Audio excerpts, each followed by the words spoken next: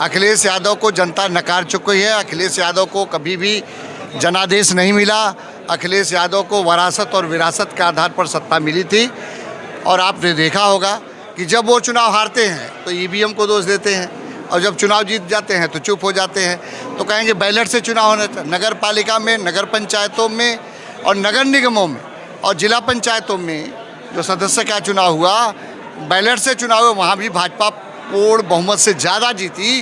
तो इसलिए मैं इस बात को कह रहा हूँ कि उनको जनता नकार चुकी है। उनको कभी जनता का जनादेश नहीं मिला है और आने वाले दिनों में भी उनको जनता का जनादेश नहीं मिलेगा। जौनपुर में लोकसभा चुनाव में अपनी जीत दर्ज करने के लिए बीजेपी कड़ी मेहनत कर रही है। शाहगंज विधानसभा क्षेत्र में बीजेपी लोकसभा चुनाव कार्यालय का उद्घाटन करने योगी सरकार के राज्य मंत्री गिरीश चंद्र यादव पहुंचे। बीजेपी प्रत्याशी कृपाशंकर सिंह के लिए जनता से वोट करने की अपील किया। वहीं राज्य मंत्री गिरीश चंद्र यादव ने मीडिया से बातचीत के दौरान सपा के राष्ट्रीय अध्यक्ष अखिलेश यादव पर जमकर निशाना साधते हुए कहा कि यूपी के 80 सीटों पर बीजेपी कमल खिलाने जा रही है।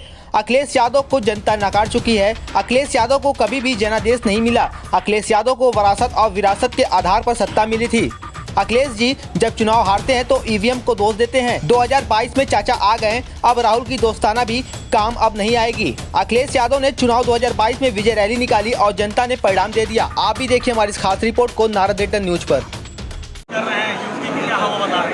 उत्तर प्रदेश में हम 80 की 80 सीटों भाजपा जीतने जा रही है, ये हम आपको बताना चाहते हैं। अखिलेश यादव को जनता नकार चुकी है। अखिलेश, मैं बता देता हूँ, आप सुन लो पहले। अखिलेश यादव को जनता नकार चुकी है। अखिलेश यादव को कभी भी जनादेश नहीं मिला। अखिलेश यादव को वरासत और विरासत के आधार पर सत्ता मिली थी। और आपने देखा होगा कि जब वो चुनाव हारते हैं तो ईवीएम को दोष देते हैं, और जब चुनाव जीत जाते हैं तो चुप हो जाते हैं। तो कहेंगे बैलेट से चुनाव होना चाहिए। नगर पालिका में, नगर पंचायतों में और नगर निगमों में और जिला पंचायतों में जो सदस्य का चुनाव हुआ, बैलेट से चुनाव हुआ, वहाँ भी भाजपा पूर्ण बहुमत से ज़्यादा जीती। तो इसलिए मैं इस बात को कह रहा हूँ कि उनको जनता नकार चुकी है। उनको कभी जनता का जनादेश नहीं मिला है और आने वाले दिनों में भी उनको जनता का जनादेश नहीं मिलेगा। हैं? उनका तो यही काम है, वो नकारात्मक रवैया की बात करना। उनका नकारात्मक, कभी सकारात्मक बातें नहीं करते, क्योंकि वो अभी उनको ये पता नहीं जनता का मूड क्या है।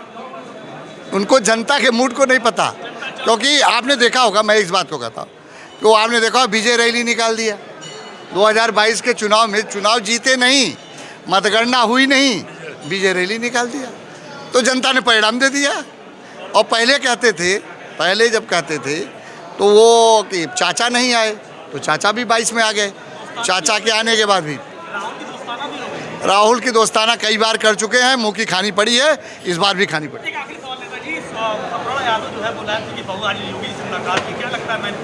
वो हमारी पार्टी की नेता हैं, कार्यकर्ता हैं। पार्टी शीर्ष नेतृत्व जो तय करेगा वो हम लोग उसको मानेंगे।